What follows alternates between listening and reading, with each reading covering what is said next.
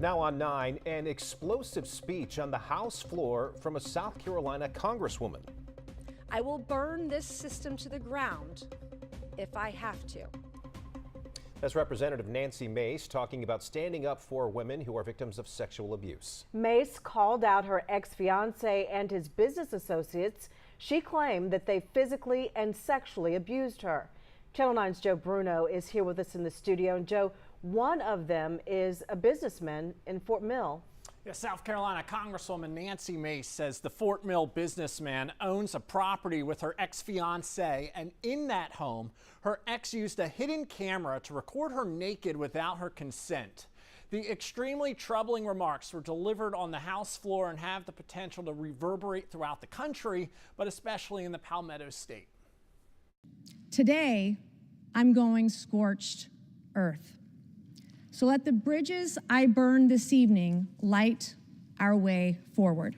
In a passionate and fiery speech on the House floor, Charleston Congresswoman Nancy Mace accused her ex-fiancé of abuse, sexual misconduct, and taking lewd photos of underage girls.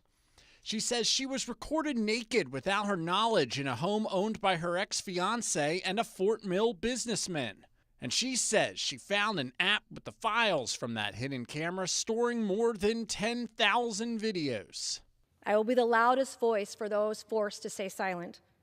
Living through my trauma and helping other women through theirs, all of us victims of crimes we didn't know had been committed. Our bodies violated in ways none of us could comprehend. In December 2023, the South Carolina Law Enforcement Division opened an investigation into these claims. In her speech, Rep. Nancy Mace says the state's top law enforcement official, Attorney General Alan Wilson, has done nothing. Wilson, like Mace, is a potential South Carolina gubernatorial candidate, defended himself and said he hasn't received any requests for help from law enforcement. Winthrop political science professor Scott Huffman says it is early, but this speech has the potential to linger over the race for governor.